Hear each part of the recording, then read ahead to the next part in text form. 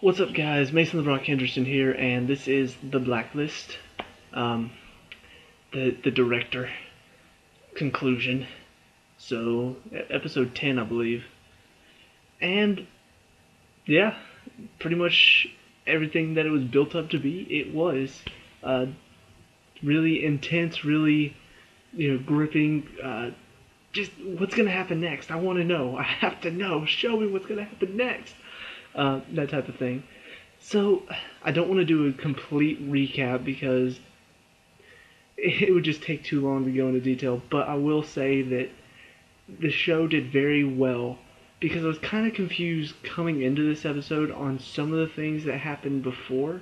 Um, some of the stuff was just so long ago because they took the winter break that it was really kind of hard to remember exactly what happened.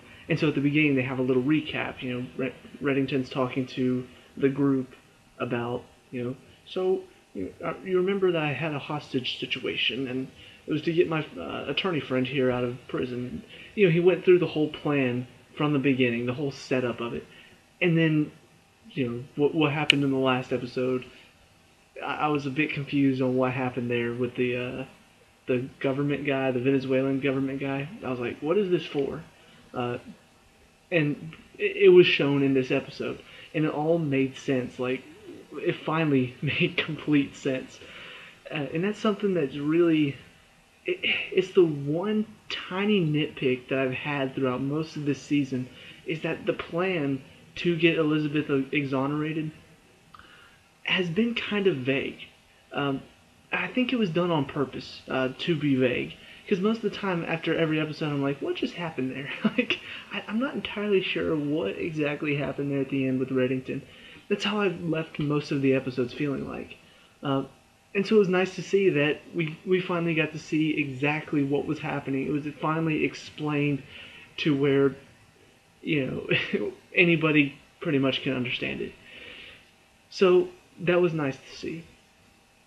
I said it in the last episode, and I'll say it again. Something about the director, the actor that plays him, something about the way that he looks. Whenever he looks like scared or things aren't going right for him, it is just so enjoyable. I don't know what it is. He was in the Bourne Ultimatum, the third Bourne movie, and he was the bad guy in that one.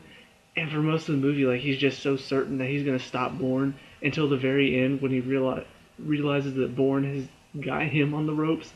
And something about the look on his face was just so enjoyable to see. I don't know. He has such a enjoyable oh crap face for me.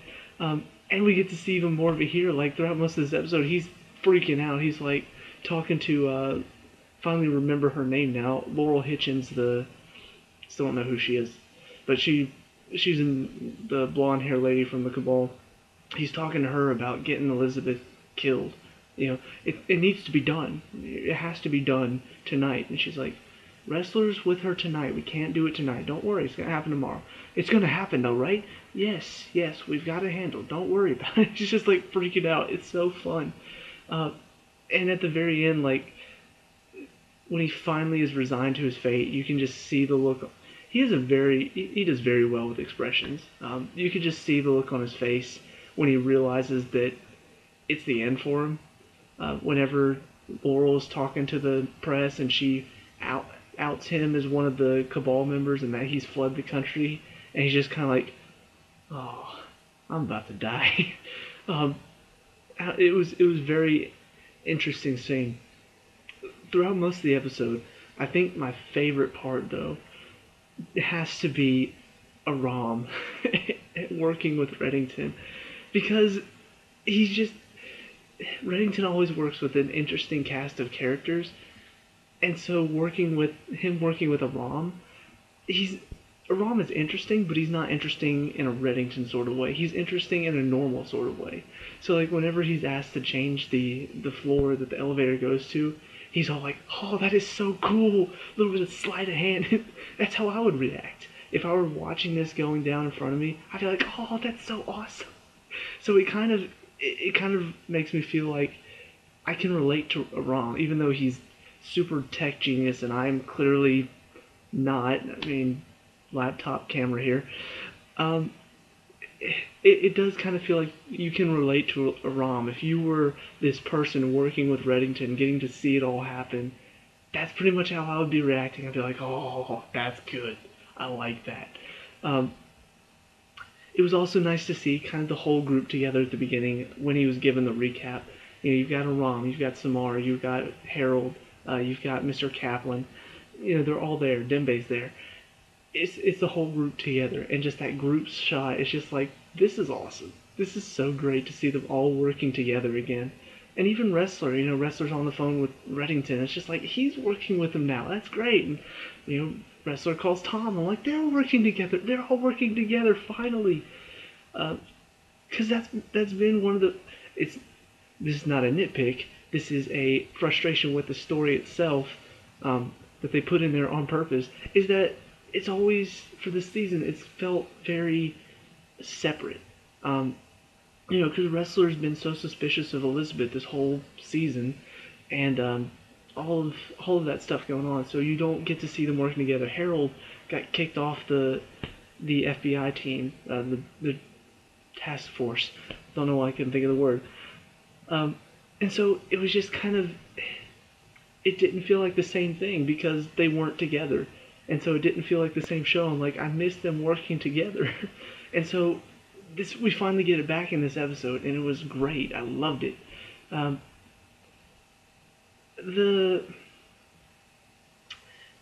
This isn't a gripe with the show. It's more a gripe with the previews. This show is very bad about revealing too much in the previews. For instance, like they showed the scene with the guy shooting at Elizabeth. We didn't get to see how close the bullet came. That was a pretty cool shot. They did it in slow-mo, and the bullet like whizzes right by Wrestler in her head.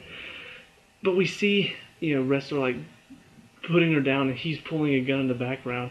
So I'm just, whenever Hitchens, Laurel, is trying to call him, you know he's not going to answer. You know he's going to take the shot anyway, because I already saw it in the previews. So on the one hand, you can say, well, just don't watch the previews. But on the other hand, it's like, but I do want to, you know, the previews are there to get you hyped for it, but not necessarily give away too much. Take a hint, Dawn of Justice. And even the other show that's on tonight that I'm about to do a review for, Elementary, I'm going to talk about in that review too. They did such a good job with showing the previews for this week's episode because they revealed like a little bit just to pique your curiosity. It's like, oh, what's going on with these two characters? But they didn't reveal anything about the case, which was really good. And they didn't even reveal what was going on with the two characters, really. It was just what we saw in the previews was enough to pique our curiosity, but only took up about 5 minutes of the episode. So that's something that the Blacklist really needs to think about doing with their previews, is not giving away too much, because then there are moments that are just like, well, you know, I saw this in the previews, so I know what's about to happen. And even though they're trying to make it seem like, oh, that's not about to happen. I think the biggest one problem I had with that was last season when they had the previews and it showed Samar shooting Dembe, and it's just like, yeah, no, that's not real. That's not real. That's obviously like a ploy or something. I mean, that was out of nowhere. And sure enough, whenever it happened, I'm still sitting there like, oh, I saw this in the previews, but still not convinced it's real. And it wasn't. So they just need to tone down what's going on in the previews. But a really good moment at the very end with Elizabeth. You know, Reddington's just worked out the deal with Laurel, and you know, talk with his attorney friend, who's just like, look, this is a great deal. You know, the only thing that she is pleading guilty for is shooting Tom Connolly, the attorney general guy, which, you know, she actually gets away with saying it's involuntary manslaughter, so she's not going to jail for that. But it still is on her record, which means she's not working in the FBI anymore after this. And as soon as I heard that, I'm like, oh, that's not good. For a couple reasons. One, the FBI was her dream job. I mean, I would have to go back to the beginning now. I feel like I need to, just because when it started off, like, the FBI is what she wanted. Like, it was her dream. It's what she wanted to do. She was so excited, and then her whole world gets turned upside down because Reddington asked for her. And then she starts getting going in this job, and now this job has become her thing. And now that gets taken away from her. And even afterwards, whenever, she's finally not on the run anymore, she's not threatened with jail time or death, but now she's not an FBI agent anymore. And that means a lot to her. And they really do show that well. I mean, she still signs it just because if she doesn't sign it well, she's going to jail for a lot of stuff, and she's in jail for life, death sentence, most likely. So she still signs it just to stay away from the death penalty, but you can still see the dilemma in her, which she's not the most interesting character, and at times, like, throughout this whole on the run thing, she seemed kind of dead in the eyes. Like, whenever she's looking, she's like,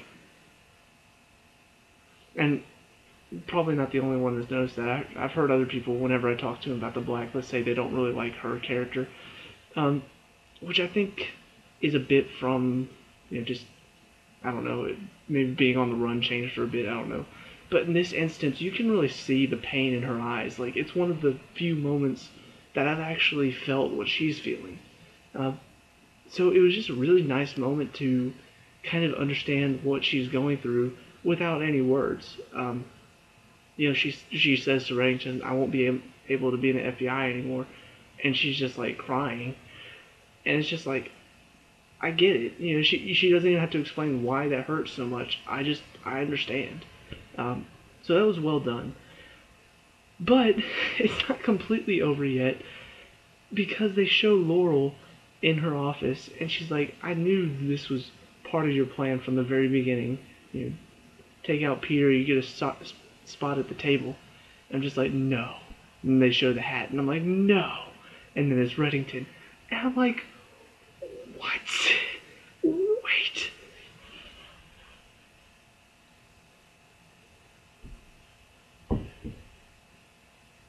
What just happened there? Like, well, hang on. He wants...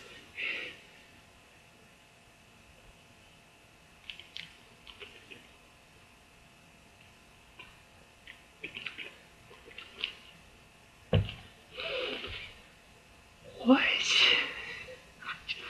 It was kind of out of nowhere. I was like, hang on, so he wants to be on the Cabal? He wants to be with them?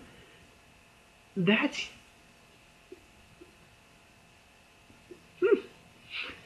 I have no idea where the story is going now. Like, honestly, throughout most of the season, I've been like, okay, I know what's going on here. Each of these cases, we don't know exactly what's going on, but we know it's tying into the overall story, which is exonerating Elizabeth. That's what's going on. I get it. I know where this is going. Once that happened, I was like, I have no clue. He wanted in on the Cabal. That doesn't make sense to me. Like, because this whole time he's been fighting against the Cabal, and the Cabal have been fighting against him. And so, to finally take out the director, and then just take his spot, it's kind of like, why? Like, why this whole... You've really just been fighting them this whole time just to prove that you have what it takes to be a part of them? Like, I don't get it. And once again, this may have something to do with the vagueness of the show. Like, they try to keep certain things vague so that it's not for sure, and they can answer your questions later. But it's still kind of like, what exactly do the Cabal want overall? Like, obviously what they wanted currently was to start another Cold War between U.S. and Russia. But now that Reddington's a part of it, I feel like there's a bigger goal for them. Like, I don't know what it is, but I feel like they've got an ultimate goal that can be accomplished through other means. And now that Reddington's a part of them, it's like, is this an inside mission? Is he trying to destroy them from the inside? Or is this actually what he's wanted since he first took them on? Is this actually what he wanted to, is this why he was going after the director so he could take his spot? It really does ask a lot of questions, and that's one thing the show is pretty good about, is they've answered several questions in this episode only to raise more. What's going on now? It just blew my mind. I was like, holy crap, I can't believe this is what's going on now. So I had to raise my hands and say, I don't know. I completely blew my mind and shocked me whenever they showed him sitting down with Laurel, taking his seat at the Cabal. That's crazy. So yeah, my opinion on that. Let's see, trying to think if there's anything else I want to talk about. I did kind of chuckle whenever Reddington was talking to Peter, which did, once again, asking some more questions. Peter's like, I know who you are. I know why you did this. Did you tell her that? And he's just like, I don't think that's any of your business. So, more questions. What exactly did he mean by that? Because one of the biggest things that I think everybody's asking, is he really her father? I don't have an opinion on it, to be honest. I think he could be, but then again, I think he could just as easily be the man who killed her father. I don't know. So, a lot of questions there. Hopefully will be answered eventually. But I love the line when he's just, we've been decreasing altitude for some time now. We should be able to drop you off before dinner. I'm like, drop him off before dinner? Wink, wink. I see what he's doing. And sure enough, they go to like this household. And these daughters are like on the phone, and the TV is on, and it's talking about Elizabeth. And this guy, I don't know what language he was speaking. But they were going to Venezuela, so maybe he's speaking Venezuelan's not a language. What are they speaking? Do they speak Spanish? I don't know. Maybe Portuguese. But it shows them talking about this. I'm like, this is random, and then crash to the ceiling. I'm like, see, they dropped them off. It was good. I'm a person who loves puns, so in this instance, it was dropped him off. I don't know. It was funny for me. But yeah, that's pretty much it. I guess one more thing to talk about. I really do like the fact that they're bringing back that friendship between Wrestler and Elizabeth, because she's not working as an agent anymore, but she is working with them still.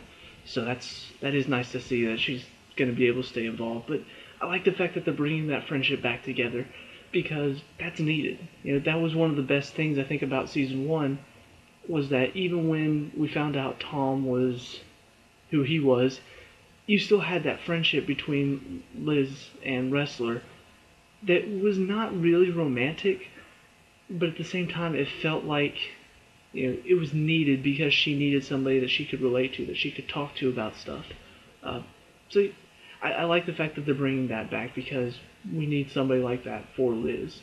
Because Tom cannot be that right now, because he's still a killer and still very dangerous to be around. So, but yeah, really, really good episode. I'm excited to see where this season is going from here, and very curious to find out what's going on with Reddington and the Cabal right now, because that's still crazy to me. But yeah, let me know down in the comments below what you thought of it.